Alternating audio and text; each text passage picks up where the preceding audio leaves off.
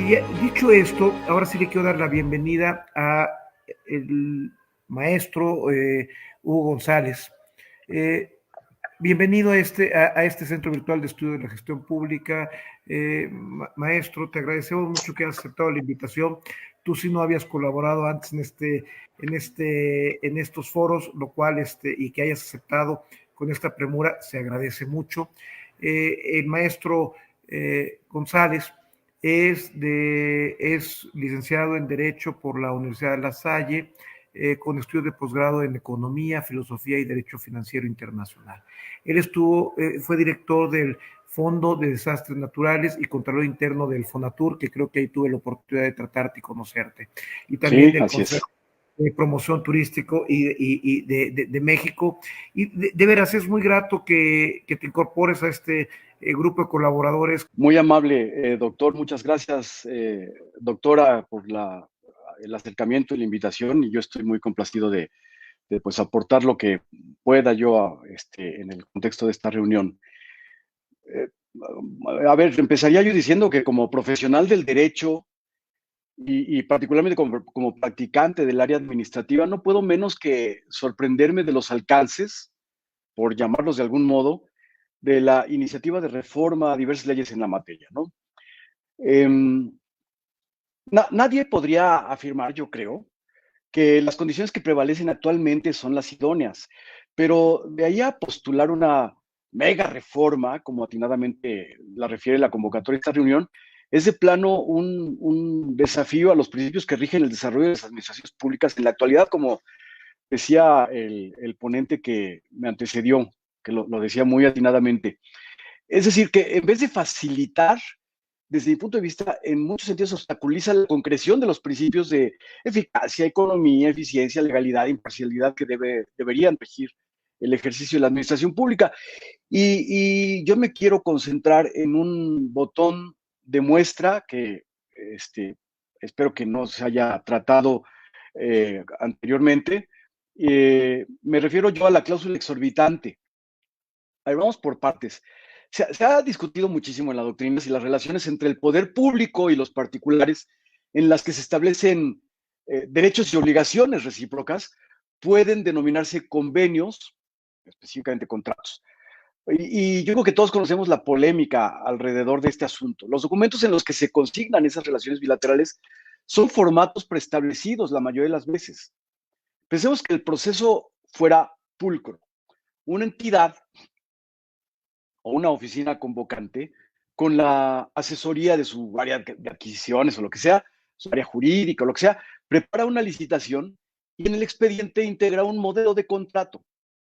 Pensemos, o diría yo de una mejor manera, imaginemos que la convocante y el área de adquisiciones se abocaron con toda responsabilidad a la preparación concienzuda de este documento. Entre paréntesis, todos sabemos que no es así, que lo más normal es que se usen modelitos, machotes, que luego uno como proveedor los ve y nomás no hace ninguna lógica. Uno va a prestar servicios de consultoría y en la cláusula 17 o en la 22 o lo que sea, se cuela una obligación no sé, de restituir productos que presenten daños de origen y cosas por el estilo. Cierro paréntesis. Pero bueno, en estas condiciones, tal cual las describo, yo pregunto, ¿qué pasaría si el particular no está de acuerdo con la cláusula relativa, no sé, al calendario de pagos, o no está de acuerdo con los documentos que hay que presentar para acreditar los famosos entregables? Pues no pasa nada y nada es nada. O sea, este particular no tendría forma ni oportunidad procedimental para manifestar su desacuerdo ni para promover una adecuación al contrato. Por supuesto que no. Como no sea la vía del procedimiento de inconformidad, que ya sabemos, se gane o no se gane, lo único que produce es la exclusión de facto del inconforme, ¿no? En los hechos lo que tenemos es una suerte de concesión, pero hay todavía una expresión más dura de la realidad, y sí es una alternativa, pero es una alternativa perniciosa, ¿no? Y es lo que ocurre. La alternativa es acercarse al convocante y sugerirle adecuaciones precisas a la convocatoria del contrato con el fin de que quede un traje a la medida. Pero bueno, de esto ya ni hablemos. Pero bueno, lo más grave viene ahora. ¿Qué es una cláusula exorbitante de la que está prevista en la iniciativa? Bueno, pues es una disposición que le da chance a un gobierno de modificar unilateralmente los alcances de un contrato. O sea, si ya había polémica en cuanto a si era o no un contrato, bueno, pues aquí ya de plano estamos frente a una figura que por honor propio debería llamarse de otra manera y no contrato, no es un pacto, ¿no? Así de grave. Por eso leía por ahí que más que exorbitante, alguien decía, pues debería llamarse cláusula arbitraria. Ya sé que esta cláusula no está apareciendo en el orden jurídico administrativo el día de hoy. De hecho, ya estaba más o menos prevista en el artículo 54 bis de la ley de adquisiciones, creo que debe haber sido desde el 2009. El supuesto bien jurídico que tutela es el mismo que el artículo 134 constitucional, el patrimonio público, pero lo hace de un modo realmente leonino, porque lo hace vulnerando la certidumbre jurídica de los llamados contratistas, es decir, las contrapartes del gobierno en la relación contractual, entre comillas. La cosa, insisto, contractual porque, insisto en que es muy difícil ya de por sí llamarle contrato a un documento que está elaborado en forma unilateral. Pero bueno, la cosa es que antes era una disposición legal que era combatible de muchos modos, en el caso más bien remoto, de que algún convocante recurriera a esa disposición del 54 bis, que por lo demás se repite en mayor o menor medida en las legislaciones estatales, tendría que haber probado el convocante, el gobierno, muchas cosas, como las razones de interés general, y ahí sí se topaba con pared, bueno, se topaba con complicaciones técnicas, porque un particular, pues, podría objetarlo con la mayor facilidad. El problema es que ahora con la reforma esa cláusula se vuelve una exigencia. Es decir, que tenemos dos disposiciones al respecto. En primer lugar, todos los contratos, y sigo entrecomillándole esa palabra, contratos, todos los contratos públicos tienen que llevarla incluida. Y en segundo lugar, si no la incluyen, esa falta de inclusión de la cláusula exorbitante es causa de responsabilidad administrativa para el convocante o para quien resulte responsable. Y bueno, pues la pregunta que se sigue, pues es lógica. ¿Qué efectos tiene esto en los procesos de contratación pública? Y de hecho, más allá, ¿qué efectos tiene esto en la economía?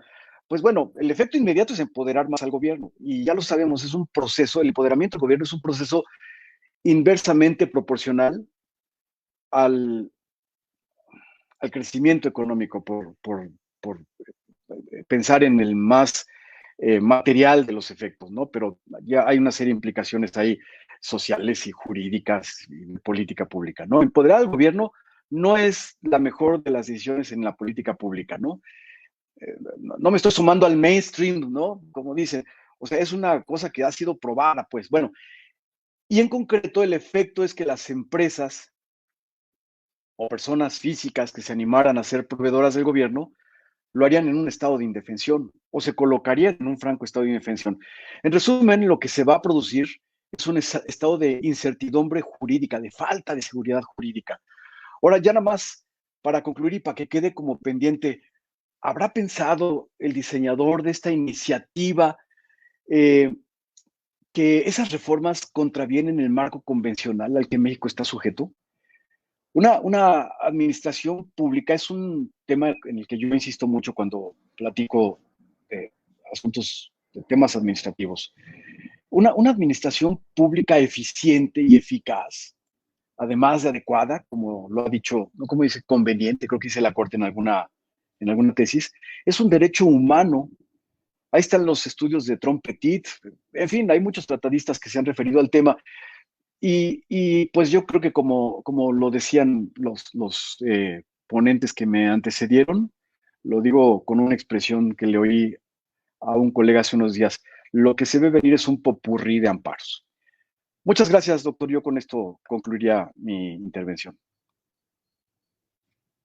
Al contrario, maestro, gracias por su participación.